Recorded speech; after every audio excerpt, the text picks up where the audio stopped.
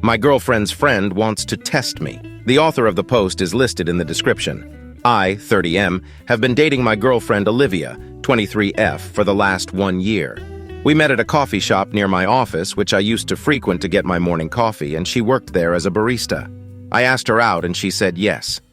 Things have been great so far, and I feel we are compatible in terms of what we like and want from a relationship. She has a group of 3 girlfriends she is close with. These girls are always very welcoming to me, but they seem very immature compared to my friends. One of the girls is Harper, 23F. Harper is awesome, and we get along well since we like the same video games and music. Recently, Olivia and I were talking about taking our relationship to the next stage, and I asked her to move in with me. She spends 4 to 5 nights a week at my place anyway, so I asked her to just move in. For some reason, her parents are the most excited about this, as she is finally moving out of their house. She also told her friends about the same. On Saturday, Olivia decided to stay back at her parents' house to pack some of her things. Harper messaged Olivia and me that she and her friends were downtown, and if we wanted to hang out with her. Olivia was gone, but she told me it was okay if I wanted to go out for drinks with the girls. I had nothing to do, and hence I joined them. It was all 3 of her friends and me, and we went to a few bars. We lost the other 2 girls midway, and it was just Harper and I. I was constantly messaging Olivia about what was going on as I started to get uncomfortable with the situation. As it was getting late, I told Harper that I would get an Uber for her to drop her home. She told me that she wanted to go dancing. At this point, she was visibly getting drunk. I called an Uber for her anyway. As we were leaving the bar, Harper grabbed my t-shirt and tried to kiss me. I immediately pulled back and told her that this was making me uncomfortable and I would let it pass since she was drunk. She apologized to me. As we were waiting for Uber, she again started getting handsy and told me, "Let's go back to your place," and "No one needs to know."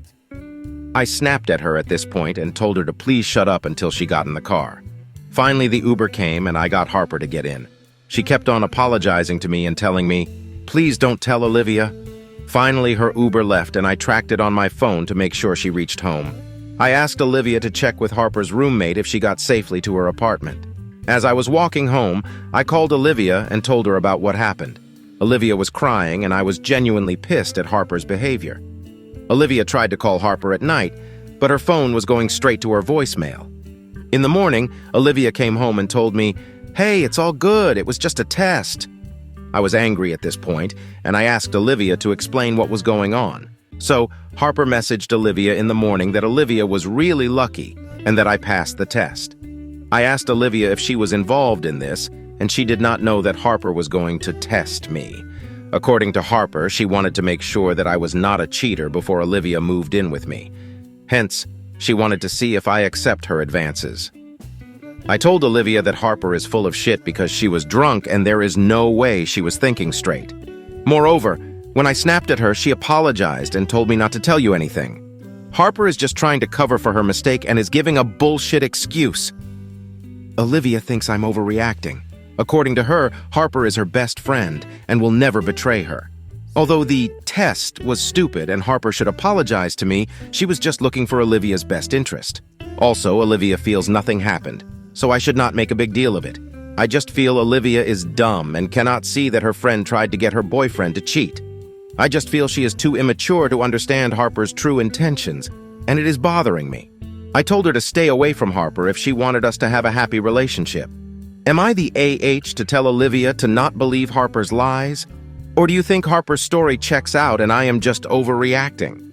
I have never heard of anyone hitting on their friend's boyfriend to test the relationship and seems like the most bullshit excuse. Update. Before I go to the update, let me address the issue that most of the comments were discussing.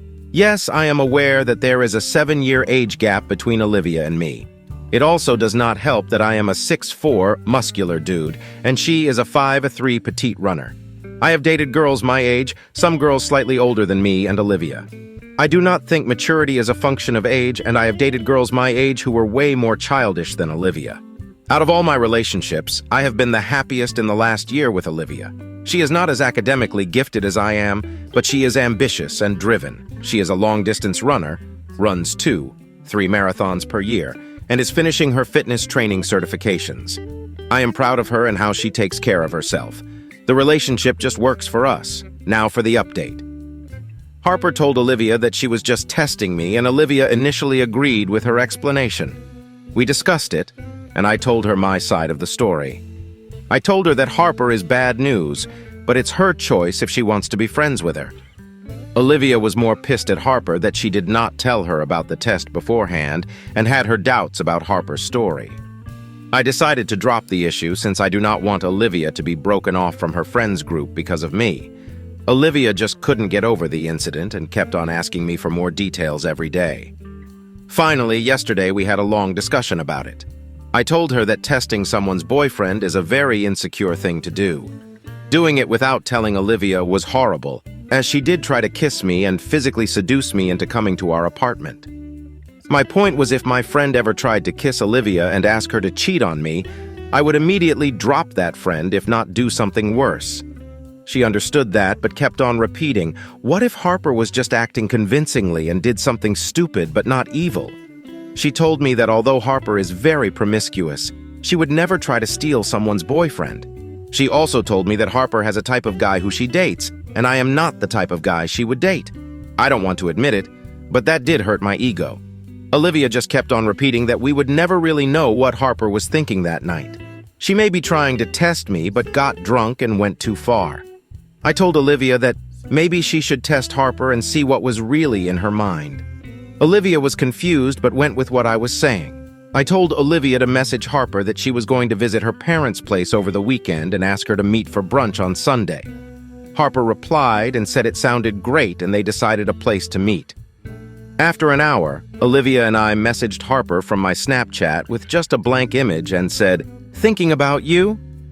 We waited for 10 minutes, and Harper replied with 2 topless bathroom selfies. Olivia was beyond mad at this point, but I told her to wait and see what happens next. Harper then replied saying, "Hey, Olivia is gone for the weekend. Maybe I can show you this in person on Saturday." At this point, Olivia was just trying to keep it together. She snatched the phone from my hand, took a selfie of her face, and messaged it to Harper. Harper started blowing up Olivia's phone with missed calls and frantically messaging her. Her excuse was again, "I was right about your boyfriend. He is a cheat. I was testing him to see what was on his mind." Olivia did not reply to any of her messages, and it took a while to console her. I felt bad blowing up their friendship, but I knew what Harper was doing that night, and I felt she should not get away with it. Did I do something extremely immature for a 30-year-old guy? Yes. Did it feel good? Also, yes. I feel any person hitting on their friend's partner deserves this treatment, irrespective of their age. I don't know if Olivia and Harper would patch up in the future or how it will affect her friends group. I sometimes feel guilty for the fact that I went out for drinks with Harper and friends, and that led to this whole situation. Olivia does not deserve to have her best friend betray her trust in this way. So, in the spirit of this subreddit, am I the AH for testing my girlfriend's friend, who tried to test me? Okay, next story. I told my wife that I would prefer to stay with my mother instead of having our child. The author of the post is listed in the description. So to get started, I am 36M and my wife is 33F. We are expecting our first child soon. My mother, who is 70, was diagnosed with stage 4 cancer and has been hospitalized since it is so bad, doctors say she will not survive since treatments aren't working well on her. My dad died when I was young, and my mom took care of me while working 2 jobs so that I could have a good life. I feel I owe everything to my mother. I bought her a house and whatever she needed so that she could live her older years well, since we had to struggle so much. When I got home from work and visiting my mom, my wife and I were talking, and she asked if you got a call that I was in labor or your mom was going to die, who would you pick? I told her I would pick my mom. She asked why, and I told her that I wanted to be there to say goodbye to my mom since I would never see her again, and so she would have somebody there in her final moments. She got mad and said, "What about her and our baby?" I told her I would try to be there as fast as I could after my mom. But that most likely wouldn't happen, so I told her not to worry about it. She was still mad and told me to get out of the house. I left, and now I'm at my mom's house. Edit. To everyone saying that I would be leaving her in alone, no, I wouldn't. She would have her mom there. She has said she wanted her mom there with her. Yes, I was right for leaving my house. It was either I leave or she go. and I was not about to put my pregnant wife out of our house. Yes, I have been there for her. I have taken off work to comfort and help her in any way she needs during this pregnancy.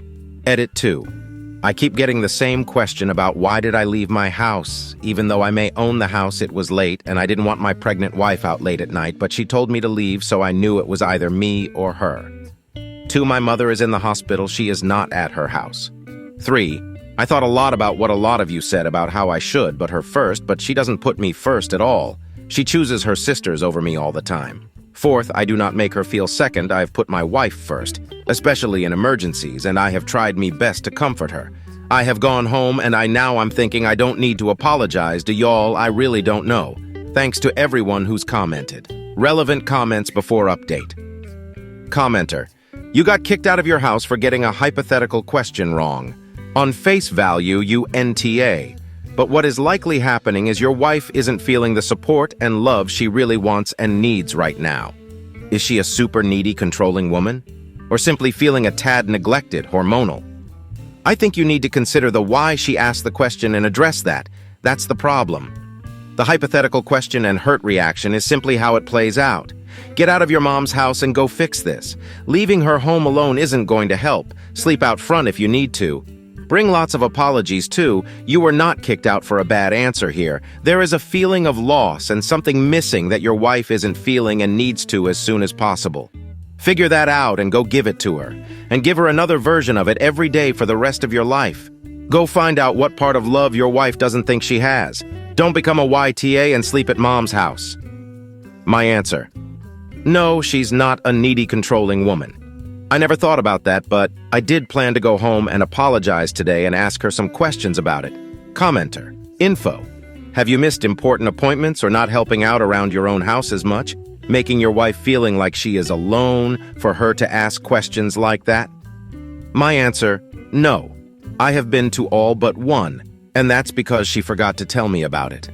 When I come home, I wash the dishes, form dinner, and clean the floor. Usually she prefers to cook. I have taken off a lot of days to help and comfort her through this. So maybe I could do more. I don't know what else to do, but I will ask through another commenter. It's a hard choice, but I'd say NTA, as long as your wife does actually have another plan for getting to the hospital and someone to support her. If not, the situation is a little iffy. Chances of both happening at the same time are quite unlikely, though. So here's hoping you don't actually have to choose. My answer? Yes, she does have support. Her mom and sisters live close to us, about 5 minutes away. They would be able to drive her. First update: I went back home yesterday afternoon. She wasn't there. I assumed she was at her mom's house. She came back in the evening and we had a talk about what happened. She did apologize for asking the question, and that when she thought about it, she understood my answer because she would do the same. I asked her why she asked. She said she didn't know and thought I was going to pick her since I normally do. I kinda just said okay and moved on. I did tell her I want marriage counseling after or even before the baby's born. She asked why I told her how I felt and she denied it, so I had to give her proof. Then she started crying and got mad and told me to sleep in the guest room instead of kicking me out, so I guess I got a win there. Anyways, she also told me that she no longer wanted me in the delivery, which I was fine with. I understand to an extent where it's coming from. I will go into therapy, which was suggested, and I think I do need it. Anyways, that's it. Thanks for the advice. Y'all gave some good and bad advice, and sorry if my comments came off as mean. I'm not really a friendly person till you know me, especially if you're accusing me of something. Relevant comments before second update. Commenter: you would actually be fine with not being there to see the birth of your child? Really? My answer: no, but it's her choice. I can't make her let me in there. Commenter: you could have told her it's a priority for you, that you're sorry too. That you guys were talking hypothetical, and the chances of your mom dying on your child's birthday are very slim. You could have tried to make her see it's important to you. Just accepting it would make me feel like you just don't care. Also, you could have been more understanding, taken accountability, and apologized to her before you brought in marriage counseling. My answer: I did tell her that she is a priority, and she did see it's important to me because she would do them same. And we did all that. Why do all y'all want me to argue with a pregnant woman? Another commenter: please tell me you're in therapy, please. My answer: I have made an appointment with one. Second update. I read a lot of your comments, and I did apologize not for bringing up marriage counseling, but for the timing I brought it up and that I did show her proof. She did forgive me and told me I was still not going to be at the birth of our child. I said to her that it was okay and that I had accepted it, and I wasn't going to fight her on her choice. I did tell her that I think she and I both need some space before the baby comes, to which she agreed. I told her I would leave and that she could have the house, and that if she needed anything to call or text me. No, I'm not at my mother's house. I'm at a friend's house. He doesn't live there anymore, but he usually rents it out. To all of you asking, why don't you kick her out? It's because I'm the only person who makes money in the house, and I know especially now if I kick her out, it will be called financial, emotionally manipulation, or even abuse. So it's better a lot of times if I leave. Yes, I do plan to go back home when the baby is born, and to someone who asked, I do plan to take paternity leave. No, she does not know where I'm at. She didn't ask, so I didn't tell, mainly because her family would be banging on my door. To people who I know are going to ask, why aren't you fighting harder to be in the delivery room? I've learned that some things I cannot control. And one thing is, people, if she doesn't want me in there, I won't be. My main example is if I had gotten someone pregnant in my 20s and I said get an abortion just because it's my baby as well, doesn't mean that I can control what she does, so it's her body, her choice. Lastly, to people who are saying they need more details, I'm not used to just randomly talking about myself. It's been that way since I was a child. I've gotten better since I was a kid, but it's still a struggle. So if you have a question, give me a specific question because I answer what you ask, not the above. And about the divorce thing, I do care if she divorces me. I do love her, but I cannot control how she feels so personally. I won't beg her not to. I will suggest that we get help, but if she doesn't want to, then that's fine. I'm secure. What I mean by that is she will get nothing in the divorce. Does she know that? I don't know. I will try my best to answer the questions in the comments. Relevant comments. Commenter, NTA, but wow, such a dramatic turn of events from a hypothetical question. Commenter, really escalated quickly. Like, now I don't think he's even going to have his wife as an emotional support when his mom dies. I hope he has a support system in place because he's going to need it. My answer, well, that's why I'm going to therapy, because I don't want to lean on my wife too much after she has the baby. Another commenter, can I ask, why is your last line of the post certainty she would get nothing in the divorce? Can you elaborate on that a bit? My answer, we have a prenup. Anything that was purchased before the marriage would be mine, since even before we got married, she was stay at home. So I purchased the house and everything before we got married, so it would be mine. Another commenter, do you have autism? My answer, ADHD, not autism. Another commenter, I'm secure. What I mean by that is she will get nothing in the divorce. Does she know that? I don't know. Do you hate this woman, your wife, who's carrying your child, Ren? She doesn't work? She'll be doing primary child care, presumably. How is she going to live? She's going to be a single mother, just like your mom. Is that what you want for her and your kids? I do not understand you at all. Why are you throwing everything away because a first-time pregnant woman feels insecure? My answer, I don't plan on getting a divorce is one. No, I don't hate her. She will have to get a job and I will probably end up paying child support. I don't plan on getting a divorce if she wants one that's on her. I'm not throwing anything away, I'm just giving her space and not making her more stressed. Another commenter, if she doesn't want me in there, I won't be, and she will get nothing in the divorce statements both bother me. It sounds like she may want you to show that you really want to be there with her and with her in general. Maybe try a little harder to make that known. Your attitude makes it seem like you just don't care. Also, why would you want her to get nothing in the divorce? She is the mother of your child. My answer? That was decided before we got married. When we got engaged, she decided to be a house fiancée, then housewife.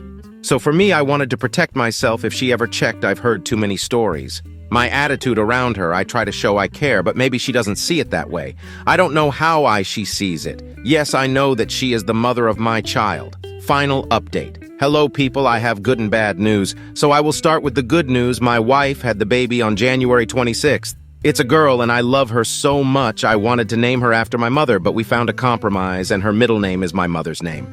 To the questions I'm going to get about was in the delivery room, I did ask, but I got a no. And she said she had already told her sister and that she couldn't hurt my feelings, which okay, by then I had stopped caring a lot. The bad news is my mother died. She died a week before my baby was born. A decent bit of her friends came to the funeral, and if you go back up a sentence, I said I had stopped caring a lot. She didn't come to the funeral. She made stupid excuses, and I just said forget it. It was nice, though I am mad that she wasn't there when I needed her, so I haven't been talking to her much, so I won't yell at her. We talk about baby and her, and other than that, we don't talk. I'll bring up marriage counseling in a few weeks, but for now, I'm going to enjoy my baby and love her. How do you like this story? Write your opinion in the comments. Let's get 1,000 subscribers on this channel. Love you.